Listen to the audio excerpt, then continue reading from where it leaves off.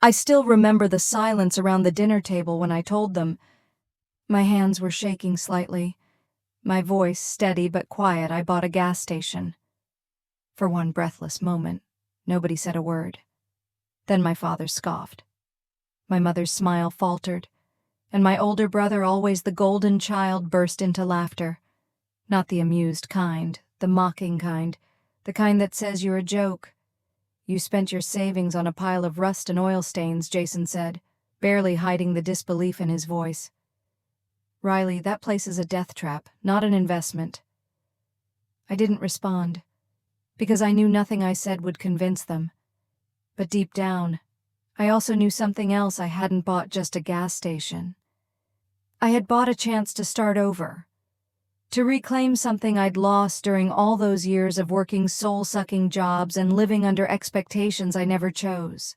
What they didn't see, what they refused to see, was that behind the broken pumps and graffiti-covered walls, there was potential. And buried even deeper was something that would change everything.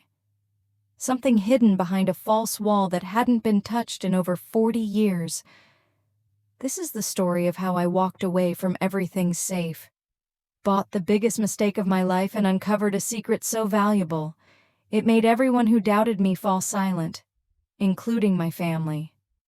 So if you've ever been laughed at for taking a risk, you're not alone. Most people think rock bottom comes with some kind of explosion, a dramatic breakup, a pink slip thrown across a desk, or a loud confrontation that leaves your life in tatters.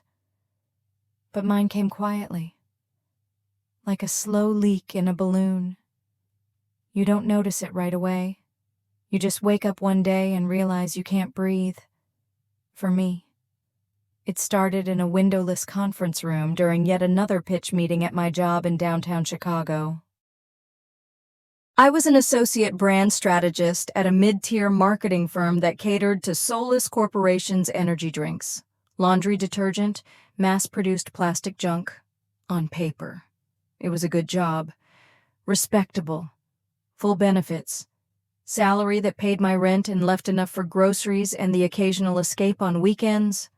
But each day felt like an emotional chokehold. We were pitching a campaign for an instant soup brand that prided itself on using powdered farm-to-table ingredients. The creative director, a man with $600 shoes and the emotional depth of a spoon, called our latest concept authentic. I sat there with a tight-lipped smile, thinking about how far I'd drifted from the girl who once dreamed of restoring old diners and road signs, of turning forgotten places into something alive again. Instead, I was selling nostalgia in a plastic cup. When the meeting ended, I went back to my cubicle and stared at my computer screen for 20 solid minutes. Not working, not answering emails, just existing. That was when I knew I couldn't do this anymore. 2 weeks later, I was laid off during a round of organizational streamlining. I walked out of the building holding a cardboard box of my things and felt not despair, but the first flicker of relief I'd felt in years. Like my soul had been underwater and finally surfaced for air. But my family didn't see it that way. "You were fired," my dad said during our next Sunday dinner, eyebrows raised above his reading glasses like I'd just confessed to a crime. "Not fired," I clarified, stabbing my salad. "Laid off. Same difference." My brother Jason chimed in, reaching for the breadbasket. "Should have taken that job offer I told you about. My firm still needs junior analysts. I'm not interested in finance." "You're not interested in stability," he said, chuckling to himself. My mother tried to soften the blow. "Honey, we just want what's best for you. You're 30 now." It's time to think about long-term security. They said it with concern. Sure, but concern has a sharp edge when it's hiding disappointment.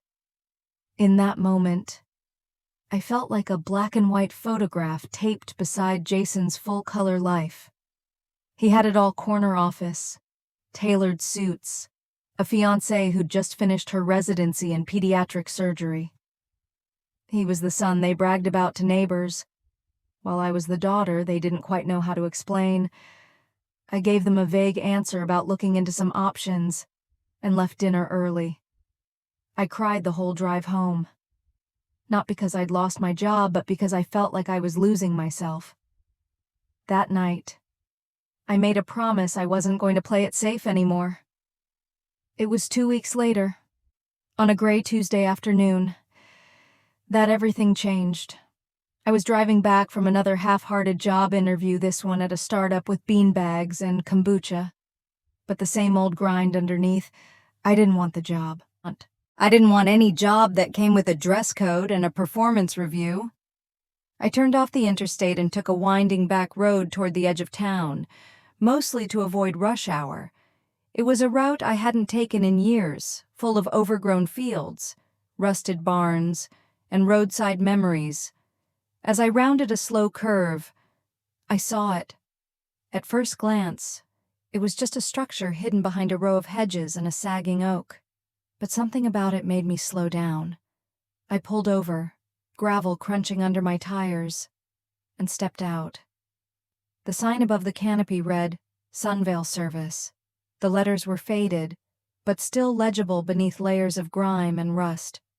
2 old gas pumps, the kind with the round glass globes on top, stood like forgotten sentinels.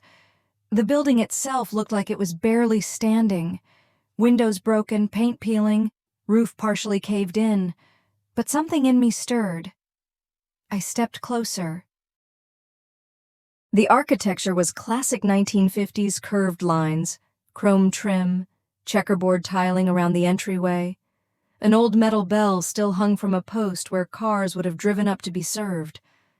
I peered through the broken window and saw chaos shelves knocked over, dust coating everything, an old register slumped behind a counter. But beneath it all, there was history, soul, and maybe, just maybe, a future. I didn't know it then, but I was looking at the ruins of my resurrection. Back at home. I couldn't stop thinking about it. I looked it up online. The property had been listed for years. No offers, too risky, too run down. Some forum posts speculated about environmental damage or underground tank leaks. Others mentioned it had once been a proud stop along the old federal highway before the interstate made it obsolete. I found a phone number on a blurry real estate listing and called. The woman who answered, Rachel Morgan, sounded surprised anyone had shown interest. That place? You're serious? She asked. Completely. The bank's been trying to offload it for a decade. They're asking $95,000, but might take less. Most people plan to demolish it. I don't. That Friday, I met Rachel at the property. She wore steel-toed boots and carried a clipboard. I have to warn you, she said as we stepped over broken glass and a raccoon nest near the entrance. This place is what we in the industry call a lost cause. But I didn't see a lost cause. I saw a lost opportunity, one that hadn't been given a second chance. By the time we finished the walkthrough, I already knew. My savings, all $92,000 of it, was enough to buy the property and begin basic repairs. It would leave me dangerously close to broke. No apartment, no backup plan. But standing in that forgotten shell of a gas station, I felt more alive than I had in years. I drove straight to the bank that afternoon. And as I signed the paperwork that would drain my account and upend my life, all I could think was, let them laugh. Let them doubt me. I was about to prove them all wrong. The closing date was set for the following Friday. In the span of just a few days, I liquidated the small investment portfolio I had built over the years, terminated the lease on my apartment, and rented a storage unit for the few pieces of furniture I couldn't bear to part with. I wasn't just buying a building. I was buying a blank slate, a crumbling shell I could rebuild not just with wood and paint, but with purpose. What I hadn't done yet was tell my family.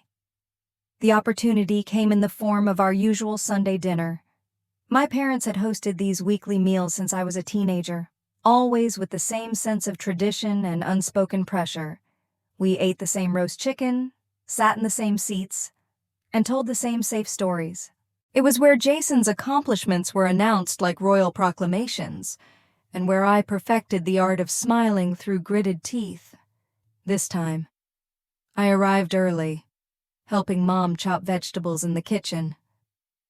"You seem distracted," she said, slicing a red pepper with precision. "Everything all right? I have some news," I said, trying to sound casual. "I'll share it when everyone's here." "Good news." I hope I gave a vague smile. When Dad and Jason arrived, they were still in their golf polos, laughing about a missed putt and some mutual friends' promotion. Jason's fiancée, Claire, floated in behind them, all warmth and dental perfection. I felt the tension knotting in my stomach as I rehearsed my lines in my head like an actor before curtain call. We sat. The roast came out. Dad poured wine. Jason talked about a new client he was onboarding. Mom asked Claire about her residency rotation. Then Dad turned to me. "So, Riley, any updates on the job search?" I swallowed. "I'm not taking another job." I said, "I bought a property." There was a pause. Jason raised an eyebrow. "Property like real estate?" "Exactly." Dad leaned forward. "Interested now." "What kind of property?" "A gas station." The silence that followed was deafening. "You mean to lease out as in a land investment?" Mom asked slowly. "No, I bought the whole thing. Building, land, all of it." Jason set down his fork. "Where off County Road 11, the old Sunvale service station?" Jason laughed. Actually laughed, like I'd just told a joke. "Wait, that pile of rust and broken dreams, that place should have been bulldozed years ago. It has potential," I said, trying to keep my voice calm. Dad's face hardened. "How much?" $79,000, I said carefully, "plus closing costs. I'm doing the initial repairs myself. You used your entire savings." Mom's voice was a whisper. "I did." I said, "I've done my research. There's historical value. It dates back to the 50s. It was a stop on the old federal highway system before the interstate." "The architecture is, you bought a rotting gas station," Jason cut in. "Because you think it's vintage." Dad pushed his plate aside.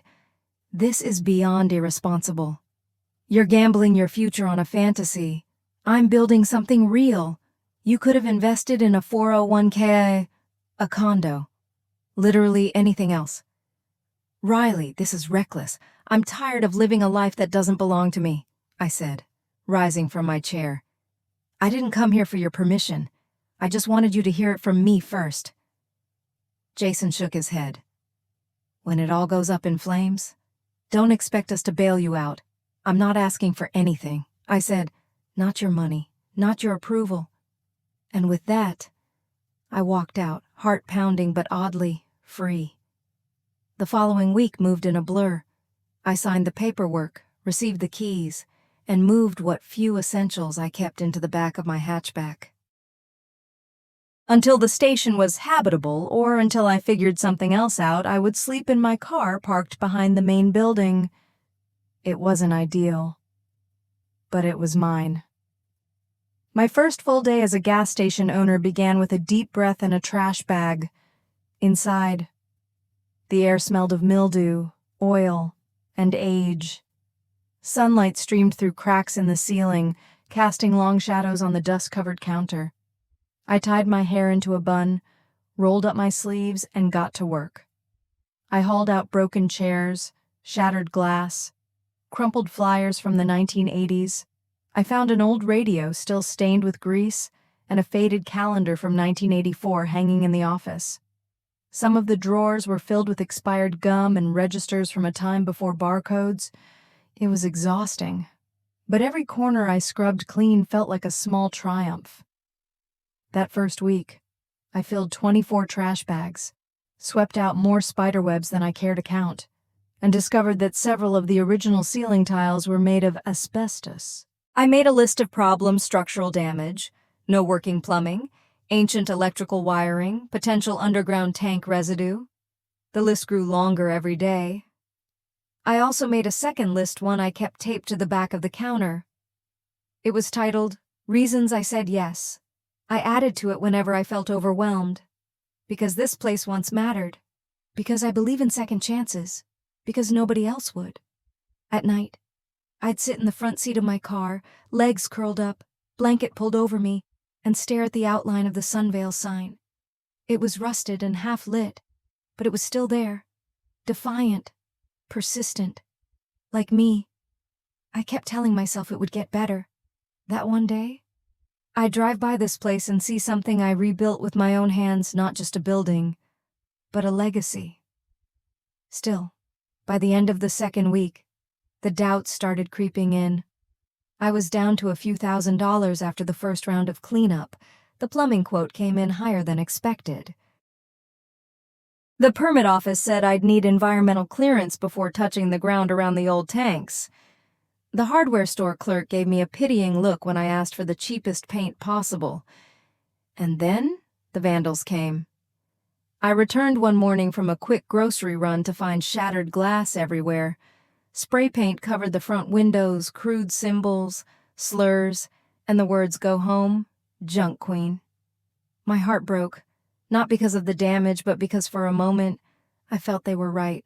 That night, curled in my car with tears silently falling down my cheeks, I stared at the reasons I said yes list, and then I added one more line, because I have nothing left to lose.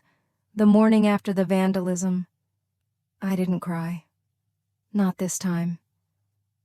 I woke up stiff and cold in the backseat of my car, the air sharp with the bitter edge of early spring.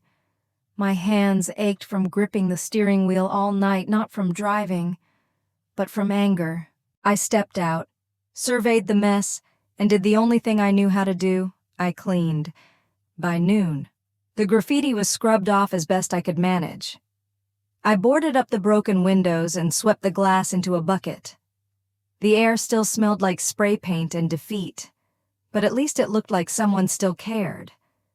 Someone still believed this place had value, and that someone was me. Later that afternoon, I found myself standing in the back of the convenience store, staring at the storage room door. It had been jammed shut since the day I bought the place, its edges swollen with time and humidity. I'd ignored it until now, writing it off as another repair on a growing list I could barely afford. But something about that door bothered me. It wasn't just the fact that it was sealed tight, it was how it was sealed. The frame didn't quite sit flush with the wall. The hinges had been reinforced with screws that didn't match the age of the rest of the building. It was like someone had gone out of their way to keep it closed. I retrieved a crowbar from the garage bay, sprayed the hinges with WD-40, and braced myself. With a deep breath, I wedged the tool into the frame and yanked. The door didn't so much swing open as surrender. It creaked and moaned, a sound like something exhaling after being asleep for decades. A musty wave of old oil, paper, and mildew hit me. I pulled my shirt over my nose and flicked on my flashlight. Inside was a time capsule. Boxes lined the walls. Metal filing cabinets sat beneath shelves of dusty containers, sealed crates, and stacked folders. A cracked vinyl stool rested beneath an old corkboard covered in faded yellowed notes. Cobwebs hung like curtains between the racks. I took a cautious step inside and felt the wooden floor groan under my weight. Some of the boxes were labeled with years 1962, 1971, 1979. Others were marked receipts, inventory, service logs, a few simply read Harold's. I didn't know who Harold was then. I spent the next few hours digging, not mindlessly, but carefully like an archaeologist brushing away sand from a buried mosaic. I cataloged everything I touched: price books, maintenance schedules, dusty old cans of motor oil still sealed. I found a box of unopened spark plugs, a 1960s map of the county with gas stations circled in red marker, and dozens of black and white photographs. That was when I saw it. Tucked in the bottom of a filing cabinet drawer was a manila envelope filled with Polaroids. One showed the Sunvale station in its heyday pristine pumps out front, a staff of 4 in pressed uniforms, and a sign that read, "Serving America's roads since 1957. Another image was labeled on the back in cursive Harold Jenkins. Opening day, July 3rd, 1957. A tall man with suspenders and a proud smile stood in front of the station, hand on his hip. Harold. He was the founder, the original owner. And judging by the sheer volume of records, receipts, and photographs, he had loved this place. As dusk fell and my flashlight battery began to flicker, I noticed something odd near the back of the room, a tall wooden shelf bolted to the wall, filled with dusty boxes and car parts. It looked ordinary at first glance, but as I stood beside it, I noticed a breeze faint, but unmistakable brushing my ankle. There shouldn't have been airflow in a sealed room. I leaned closer. The shelving didn't quite meet the corner. The back panel didn't sit flush. There was something behind it. My pulse quickened. I ran my fingers along the edges and found a small gap. Carefully, I began removing the boxes from the shelves. Some were so old they crumbled in my hands.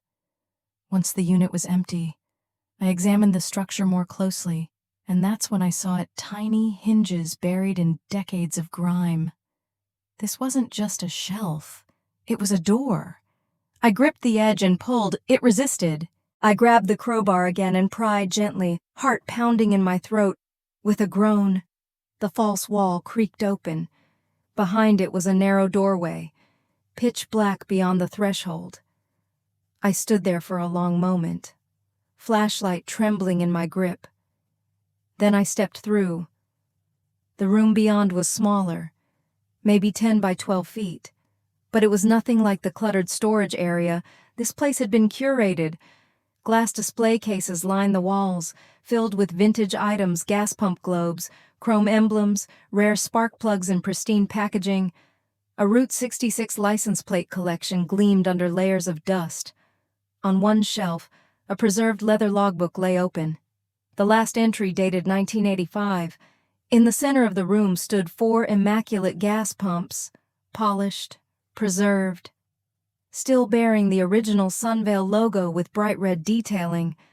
I stepped forward in awe, my breath catching in my chest, but it was the frame on the far wall that nearly brought me to my knees.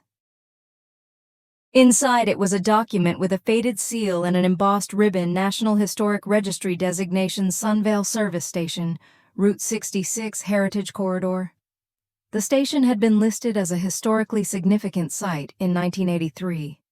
2 years before it closed its doors, I dropped onto the stool beside the display and stared. Historic, valuable, preserved in secret as if Harold had known that one day someone would find it. I wasn't restoring a ruin anymore. I was uncovering a treasure. That night, I didn't sleep in my car. I sat inside the hidden room for hours, legs crossed on the floor, surrounded by the past. I reread the registry designation, took notes on every artifact, and took dozens of photos. Before I finally pulled myself up to leave, I whispered into the quiet, "I won't let this be forgotten again." And I meant it, because now I had more than just a dream. I had proof. The next morning, I woke up to sunlight slicing through the boarded-up window of the convenience store. But something had shifted. For the first time since I signed the deed, I wasn't terrified, I was electrified. I spent the first half of the day cleaning the hidden room, treating it like a crime scene I had to preserve. I didn't touch the delicate display cases, but I dusted the floor, laid down plastic to prevent tracking in dirt, and cataloged everything with a notebook and my phone camera. Each piece had its own story. A Route 66 enamel sign from 1961, a mint-condition gas globe with the Sunvale emblem one I later discovered was worth over $5,000 to collectors alone. But nothing mattered more than that certificate. Sunvale Service Station, registered historic landmark. I read it a dozen times. According to the official document, Sunvale had once been a recognized stop along the Route 66 Heritage Corridor, part of a national effort to preserve the old road's legacy after the interstates took over. But if it had once been registered, why had no one protected it? Why wasn't it on any maps? Why did no one remember that night? I did what I do best. I researched. I pored over forums, online archives, and databases of forgotten roadside attractions. Eventually, I found a name mentioned repeatedly by vintage gas station collectors Gregory Peterson. He ran an online directory of surviving service stations, had published articles in trade magazines, and was rumored to have restored 3 classic Sinclair stations himself. I didn't hesitate. I sent him a cold email subject line, "Historic Sunvale Service Station Hidden Room Discovery," and attached a few photos. I expected to wait days. He responded in 30 minutes. "Greg's email, if that certificate's real, and those pumps are originals, you might be sitting on a gold mine. I'm based in Missouri, but if you're serious, I can be there tomorrow." The next day, a green Ford pickup pulled into the lot and out stepped a man in his late 60s with silver hair, scuffed boots, and a Route 66 patch on his jacket. He didn't shake my hand at first, just stared at the facade of the station with mist in his eyes. "You know," he said, "I thought Sunvale was gone for good." I let him inside. When we reached the hidden room, Greg stopped in the doorway, lips parted, jaw slack. He took off his hat like he was entering a church. "Harold Jenkins," he said reverently. This was his masterpiece. "You knew him, met him once." Greg said, "He was a purist. Ran this place like a time capsule even before anyone cared about history. When he died, everyone thought the collection had been sold off or stolen. We didn't know he'd hidden it." I watched Greg run his fingers gently across the polished dome of a gas globe, then pause in front of the framed certificate. "This changes everything," he whispered. Within an hour, Greg offered to buy 2 of the gas pumps for $20,000. I hesitated. They were beautiful, and part of me wanted to preserve them all, but I needed funds desperately. That sale alone would give me room to breathe. I agreed. On one condition, I would keep the other 2 for display, and he would help me reach out to the Route 66 Historical Society. He smiled. "You've got yourself a deal." That night, I transferred half of the funds to my emergency account, paid off my remaining car loan, and used the rest to apply for new environmental testing and hire a structural engineer to inspect the building. But more than that, for the first time, I had outside validation. I wasn't delusional. I was a discoverer. 2 weeks later, I received a call from Dr. Eleanor Wright, president of the State Historical Preservation Board. "Miss Hayes," she said with precise, clipped words, "I've reviewed your photographs and the registry certificate. I'd like to see the site in person." When she arrived, crisp blazer, clipboard in hand, she examined every corner of the hidden room with the eyes of someone who had seen a lot but never quite this. Her assistant took notes. She photographed every label, display, and object. She measured the signage and even examined the flooring patterns. "This isn't just a relic," she said. "This is a pristine representation of mid-century roadside culture. You're sitting on a historically intact micro-museum. And from what I understand, you're the legal owner I am? Then I have good news. With this certificate and our inspection, we can fast-track your application for official restoration grants. Dollar-for-dollar matching. If you can raise funds, say $20,000, the state can match that for any historically accurate restoration efforts." I blinked. "You mean I could double my money? If you follow proper procedures, yes. We'll assign a preservation advisor to help you make choices that align with restoration standards. The sign. For instance, if you restore it instead of replacing it, it qualifies." It was the first time someone in a position of power didn't treat me like I was chasing a pipe dream. That night, I opened a fresh notebook and labeled the first page, Sunvale Revival Phase 1. Environmental Inspection Structural Engineering Report. Grant application submitted gas pump sale, $20,000 sign restoration bids. Local contractor outreach launch Instagram. Online project log. I was building momentum. People were noticing. Even the local newspaper reached out for an interview after Greg tipped them off. Woman discovers lost piece of Route 66 made the front page of the Lake County Register the next day. As I scraped layers of dirt from a chrome gas pump base, I heard a car pull into the gravel lot. I wiped my hands on my jeans and stepped outside. It was my mother's Subaru. She got out slowly, holding something in her hands, a container of homemade lemon bars, my favorite. I read about you in the paper. She said, I didn't say anything at first. I just watched her eyes scan the building, now a little cleaner, a little sturdier. The windows still boarded, the roof still patchy, but alive. You're really doing it, she said quietly. You're making it happen. I nodded. I thought maybe you'd want a taste of home. I took the lemon bars with a quiet thanks. She didn't apologize. She didn't explain. But she didn't have to, not yet. It was the first time she came not to fix me, but to see. After my mom's visit, something shifted. She hadn't brought an apology.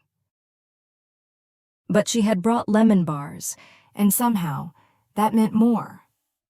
It meant she had walked into a place she once called a disaster and saw, even if just a glimmer, what I was trying to create.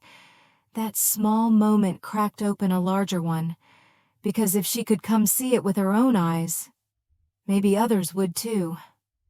That night, I created an Instagram account, H. Sunvale Revival. I uploaded photos of the pumps, the old signs, the progress in the office space I was cleaning out. I captioned each with the history behind it, not just dates, but memories. This pump was installed in 1957 and last filled a tank in 1984. This ledger shows Harold Jenkins sold 40 gallons of gas on July 4, 1962. I didn't know who would care, but I posted anyway. By morning, I had 32 followers, then 68 by lunch, then 224 by nightfall. By the end of the week, I had over 100 followers, collectors, Route 66 road trippers, nostalgia lovers, small-town romantics. People messaged from Oklahoma, Arizona, even Australia. My dad used to stop at Sunvale in the 70s, or, this brings back so many memories. Don't give up. For the first time, I didn't feel alone out here. With the funds from the gas pump sale and the historic grant paperwork progressing, I could finally tackle some of the critical repairs.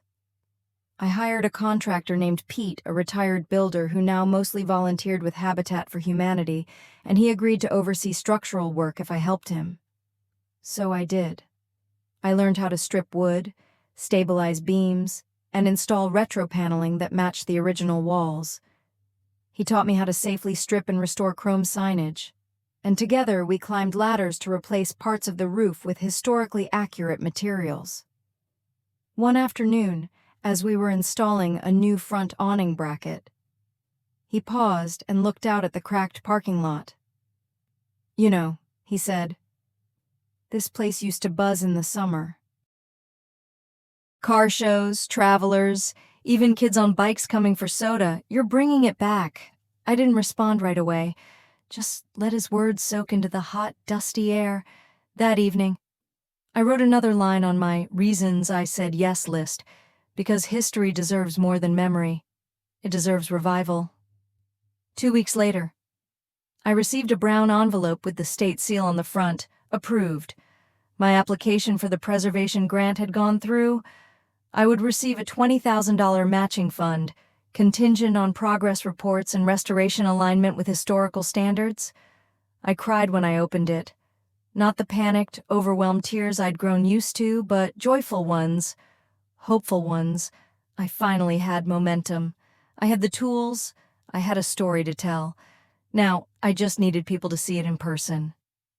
I sent an email to a small travel blog that featured quirky roadside Americana. I didn't expect a reply. But 2 days later, a writer named Michelle drove in from Kansas City in a cherry red Mustang and spent the afternoon touring the site with me. She asked real questions. She took detailed notes. She even crawled into the hidden room and gasped like I had the first time. I'm not just writing a story about a gas station. She said, this is about grit, about belief, about someone seeing beauty in a place everyone else left behind. Her article went viral. It was titled "The Woman Who Bought a Wreck and Found a Landmark." Within 3 days, local news stations called. A Chicago radio station invited me to do a call-in segment. My Instagram tripled its following. Messages poured in mechanics who wanted to donate tools, a retro furniture dealer who offered me a vintage booth for the diner conversion, even a baker who asked if she could sell Route 66 cookies at my launch. But not everything was easy. That same week, I got a text from Jason. "So, this roadside empire of yours is trending now? Impressive. No apology. Just a sarcastic compliment laced in surprise." I typed a reply and deleted it 3 times before settling on, "Thanks. You're welcome to visit when it's ready." He didn't respond. Still, the town was watching now, and not just with judgment. The hardware store gave me a bulk discount on supplies. The mayor stopped by and offered expedited permitting support in the name of historical and economic progress. A local artist dropped off postcards featuring watercolor paintings of the station as it looked in 1960, based on an old photo I had posted. Sunvale was coming back to life. So was I. One Friday afternoon, just as I finished installing the restored neon sign out front, a small group of classic cars pulled into the lot. A 56 Thunderbird, a 61 Bel Air, and a dusty old Pontiac with its windows down and Elvis playing from the radio. A man stepped out wearing suspenders and polished shoes, grinning ear to ear. We heard the Sunvale station was breathing again. He said, "Figured we'd see for ourselves." They didn't ask to see the inside. They just parked, polished chrome, posed for photos, and swapped stories about road trips in the 70s. One couple said they'd stopped here on their honeymoon 40 years ago. That night, I sat outside on a folding chair under the glowing blue and red neon, sipping a root beer, listening to the hum of the sign overhead.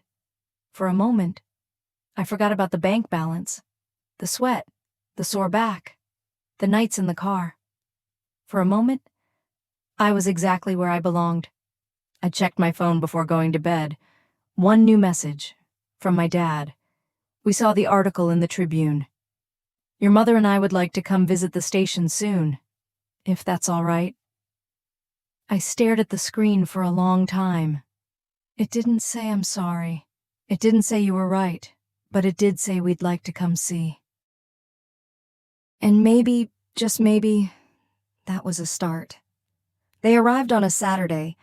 I was outside repainting the trim around the front windows, a rich turquoise, the original color I'd uncovered beneath 6 layers of grime when I heard the crunch of tires over gravel. I glanced up, squinting against the sun, and saw the familiar silhouette of my dad's silver sedan pulling into the lot. Behind it, a second car, Jason's Audi.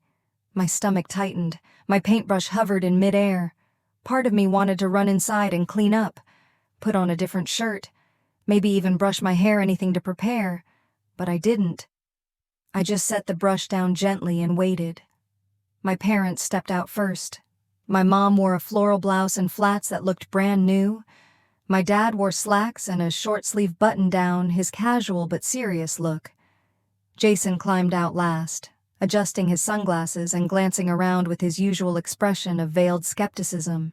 They stood by their cars for a moment, taking it all in the freshly painted siding, the glowing neon Sunvale sign flickering against the sky, the vintage gas pumps now proudly on display with small information plaques I'd designed by hand. Finally, my mom spoke first. "It looks different."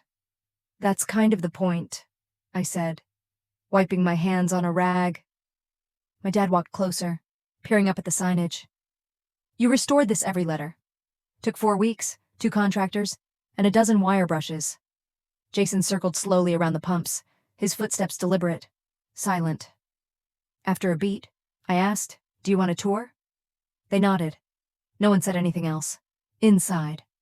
The air still smelled faintly of lemon oil and fresh varnish, the scent of progress.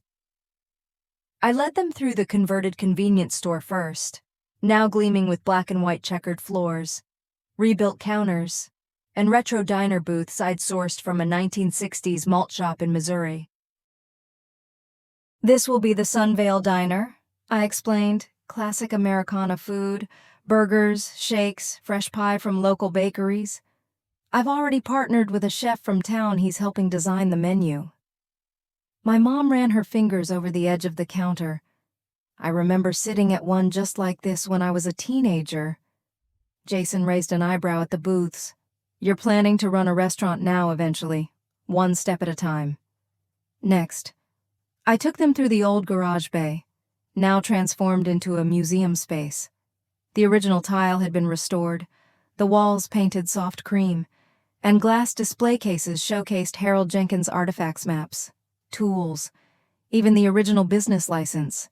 In the center stood 2 of the 4 restored gas pumps, flanked by a sign that read, "The Hidden Room Discovery." "This is where I found them," I said softly, gesturing toward the sealed-off doorway I'd preserved as part of the display. Behind that false wall, untouched since 1985, my dad looked around slowly. His eyes paused on a framed black-and-white photo of Harold in front of the station in 1957. Then on the certification hanging beside it, the official document designating Sunvale as a historic landmark. This is incredible," he said at last. "You really did all this. I had help." I said, "But yeah, every inch. For the first time since I was a teenager." I saw something in his face I hadn't seen in years. Pride. After the tour, we sat out front beneath the awning, sipping sodas. It was warm, the kind of golden afternoon that makes the road shimmer like a ribbon. A few passers-by honked or slowed down to wave. Jason leaned back in his seat, sunglasses on, and said, "So, the article said you're in talks with the historical board. You'll be eligible for more grants." I nodded. They approved the first round. "And if I keep progressing, there's a second matching grant in the fall." "And the merchandise?" he asked. "You've got online sales launching next week. T-shirts, postcards, route maps. We've already had over 500 pre-orders." Jason was quiet for a long moment. Then he said, "You might actually pull this off." I let out a dry laugh. "Thanks for the vote of confidence." He looked at me and shrugged. "You know I'm not great at this, but seriously, Riley, this took guts. More than I ever gave you credit for." My dad cleared his throat. "I admit, I thought you'd burn through your savings in a month and come home asking for help, but you've proven me wrong." I didn't say anything, because in that moment, I didn't need to. They stayed for over an hour. My mom asked if she could help plant flowers along the walkways next time. My dad offered to introduce me to someone he knew on the city council. Jason even asked if I wanted to talk about franchising just hypothetically. But when they finally left, and the gravel stopped crunching, I sat down alone under the awning and let myself feel everything. The anger, the years of not being seen, the vindication, and strangely, forgiveness. Because maybe it had to happen this way. Maybe I had to be broken open by their doubt to build something this strong. The next week was a whirlwind. The viral article about Sunvale caught the attention of American Road magazine, who sent a photographer and journalist to do a full feature. They interviewed me in front of the restored pumps, captured the vintage displays, and asked about the emotional journey. They titled the piece "The Girl Who Rescued Sunvale and Herself." It made the cover. My assistant Lizzie, a marketing intern from the local college who now helped me manage the brand, came running in with a copy one morning. Breathless. "Riley, it's in print. You're holding the future in your hands." I didn't quite believe it until I saw it for myself. Page after page of full-color spreads. My name, my story, my face standing beneath the glowing Sunvale sign, smiling. I framed it and hung it in the office. Not for others. For me. Then, one Thursday afternoon, a man in a bow tie stepped into the diner space. He was older, maybe mid-70s, with kind blue eyes and a slow gait. He didn't say anything at first, just looked around, nodding gently. "Can I help you?" I asked. He turned and smiled. "You must be Riley. That's me." He extended his hand. "Harold Jenkins, Jr." I froze. "My father," he said, gesturing around, "was Harold Sr. He built this place." My voice caught in my throat. I thought he had no family. I was estranged. He said, "Left town young, joined the Navy, built a life far from here. By the time I returned, the station had been locked up, tangled in paperwork. I thought everything he loved was lost. I didn't know what to say. I read about what you found," he continued, his voice soft, "and I just wanted to see and to thank you. You didn't just save a building, you honored him." He pulled something from his pocket, a small brass key with the original Sunvale logo on it. "This used to hang in my father's office. I think he would have wanted you to have it." I took it with trembling hands. That night, I hosted a soft opening for the local community. Musicians played 60s rock on a small outdoor stage. Kids danced in the parking lot. The diner served root beer floats and mini burgers. Car collectors lined up their Chevys and Buicks. A banner read "Sunvale Revival," a celebration of the past and the future. My parents showed up. So did Jason. So did Greg and Pete and the mayor. And every person who had helped in some way, large or small. And me, I stood at the edge of it all, heart full, watching my dream move. Not on paper, not in theory. In real life. As the sun dipped below the horizon, we gathered near the main road for one final moment. Lizzie handed me a switch connected to the restored road sign, the one with the big red arrow that used to guide travelers from miles away. "Go ahead," she whispered. I flipped the switch. The arrow lit up. The Sunvale service station pulsed to life, glowing blue and red against the night sky. The crowd erupted in cheers. Cameras flashed. Kids clapped. I stood beneath it all, the laughter, the lights, the magic, and let it wash over me. And then I whispered to myself, just loud enough to hear, "This is what believing in yourself looks like."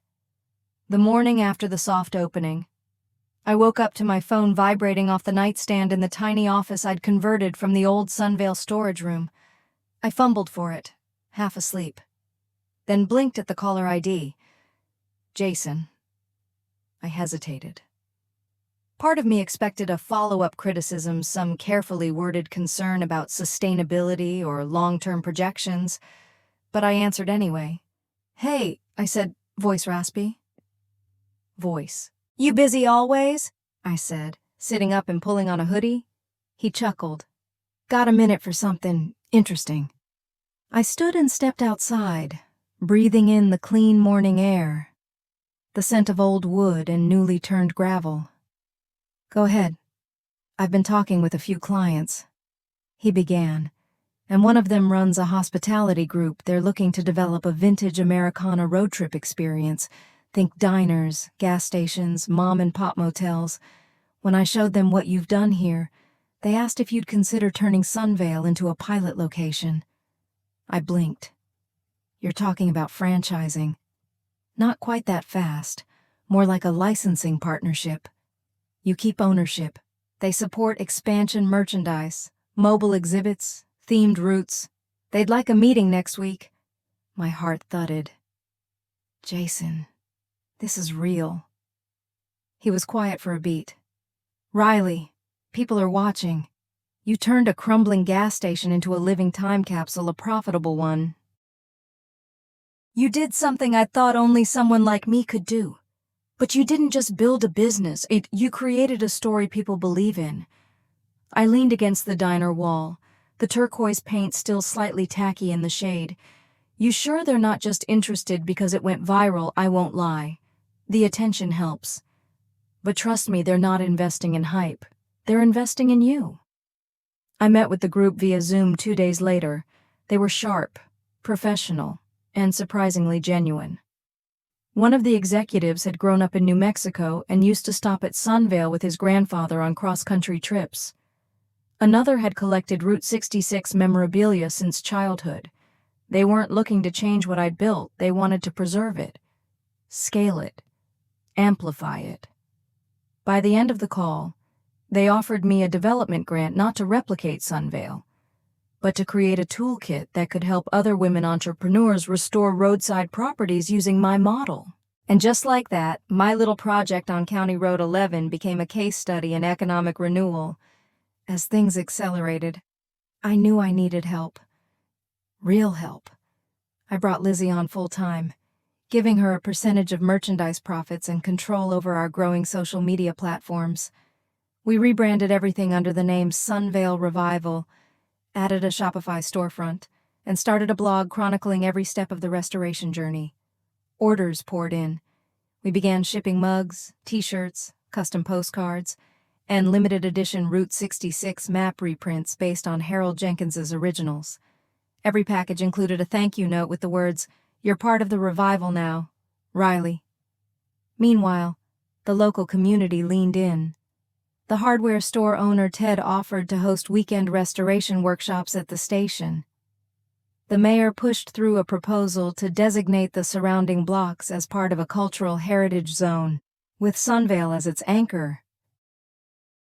And kids, actual teenagers, started showing up asking if they could volunteer. Some cleaned, some painted. One brought his guitar and played 1950s hits for customers while his sister sold lemonade. It wasn't just about me anymore. Sunvale had become something bigger, a living, breathing monument to persistence, to memory, to the idea that even forgotten places and people could rise again. And yet, through it all, I still found time each night to sit alone in the hidden room, the one I never fully converted. I kept it preserved as I'd found it, down to the stool and the cracked label tags Harold once used. One evening, I lit a candle and sat quietly with the brass key Harold Jr. had given me. I thought about legacy, not the kind built in boardrooms, but the kind etched into walls, passed down in rusted signs and dusty ledgers, the kind you earn with your hands and heart. I thought about Harold Sr. sealing off that room in 1985, not because he'd given up, but because he still hoped someone would find it, someone who understood. I thought about how easy it would have been to quit to listen to the voices telling me it wasn't worth it, that I wasn't enough, that the past should stay buried. But I didn't. And because of that, a whole town, maybe even a whole stretch of highway, was waking up again. Then one morning, I walked out to the parking lot and saw something that made me stop in my tracks. My dad, sitting on the bench beneath the newly installed Sunvale welcome sign, reading a thick folder of what looked like my business projections. I approached slowly, early for a Sunday visit. He looked up, cleared his throat, didn't want to come with everyone, just wanted to see it, quietly. I sat beside him. He didn't speak for a while, just flipped through the binder, then finally closed it. "I never thought I'd say this," he murmured, "but you were right." I turned to him, surprised. "You saw something we didn't. You believed in something the rest of us laughed at. And instead of folding, you built it. With your own hands." My chest tightened. "I spent years thinking success had one definition," he continued. "Corner offices, retirement funds, polished resumes. But this," he gestured around, "this is legacy. This is community. You brought something dead back to life, and in doing so, you brought yourself back too." I didn't realize I was crying until he reached over and squeezed my hand. "I'm proud of you, Riley, more than I've ever said. And I'm sorry it took me this long to see it." I nodded, unable to speak. Sometimes. The apology you thought you'd never get arrives when you're no longer waiting for it, and somehow, that's when it means the most. That night, I hosted a sunset gathering for our first tour group, a busload of road trippers from the Midwest who had seen the article and rerouted just to visit Sunvale. They walked the grounds, bought souvenirs, posed in front of the pumps. We served root beer floats and homemade pie on the patio. And just before they boarded their bus, one woman, silver-haired and smiling, pulled me aside. "My husband and I stopped here on our honeymoon in 1966, she said. "We never thought we'd see it again. Thank you for bringing it back." As the bus pulled away and the neon sign blinked to life, I stood alone on the pavement. The sky above me was streaked with violet and gold. The air buzzed with cicadas and soft laughter drifting from inside. Sunvale glowed like a lighthouse in the dusk. And I realized the journey hadn't ended. It had only just begun. There's a moment, after all the dust settles, when you finally look around and realize I did it. Not perfectly. Not easily. Not without setbacks, heartbreaks, or nights spent sleeping in a car with a blanket over your knees and doubt in your chest. But still, you did it. You did. For me, that moment came late one night when I was alone in the Sunvale diner, wiping down the vintage chrome counter while soft doo-wop music played through the restored jukebox in the corner. Outside, the neon sign cast a warm blue-red glow onto the parking lot. The booths were empty. The floors gleamed, and every detail from the milkshake machine to the hand-painted mural of Route 66 had a story behind it. Each corner of this place had once been written off as worthless, just like I had. And now, it was alive. The next day, I hosted a small press event for the Route 66 Historical Society. They officially unveiled a plaque outside the building's Sunvale Service Station, a national landmark of roadside Americana restored and preserved by Riley Hayes. 2025. There were claps, speeches, flashbulbs. My mom stood in the front row, holding back tears. My dad took more photos than anyone else. Jason handed out business cards and talked about the Hayes model like he was part of it from the beginning. I didn't mind, because I knew the truth and that was enough. Later, I found myself speaking with a group of young women entrepreneurs, artists, and tradespeople who'd driven across 2 states to attend. One of them, maybe 22, said, "I want to do what you did. Not necessarily a gas station, but something people laugh at. Something no one else believes in. Where do I even start?" I paused, thinking. "You start by being okay with being alone for a while," I said honestly, "by getting really clear on what matters to you. Not your parents, not your friends, not even your mentors. Then you get your hands dirty. You dig through the mess, and you keep digging even when you think there's nothing there, because sometimes the treasure's under the 3rd layer of rust." She smiled. "What if I fail, you might," I said. "But what if you don't?" That night, I went back to the hidden room one more time, the one Harold Jenkins had sealed decades ago, the one that had changed everything. I hadn't touched it much since restoring the rest of the station. I wanted it to stay exactly as I'd found it, preserved not just in appearance, but in spirit. There were still cobwebs in the corners, and the old leather stool creaked when I sat on it. But to me, it was sacred ground. I lit a single candle, just like I had the night I first uncovered the certificate, and placed it beside the glass case holding the framed map of the 1957 Sunvale Route. Then I took out the key Harold Jr. Anna's gift.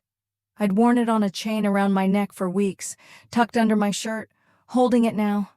I closed my eyes and whispered, "Thank you. Thank you, Harold, for hiding this. Thank you, past version of me, for not quitting. Thank you. Rust and rot and ridicule, because without them I would never have found what I was made of."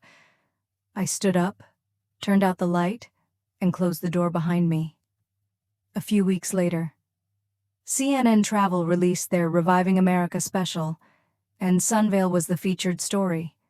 The segment showed footage of me sanding beams, restoring signs, laughing with Lizzie in the kitchen, and speaking with guests during the soft opening.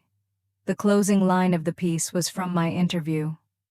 Sometimes the greatest treasures aren't gold or antiques or anything you can touch. Sometimes they're the things you find when everyone else has walked away, including the version of yourself you thought you had to be.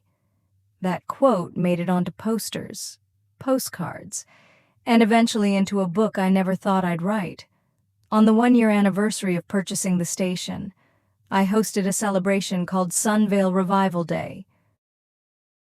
We closed off the street, set up vendor tents, live music, classic cars, and retro costume contests.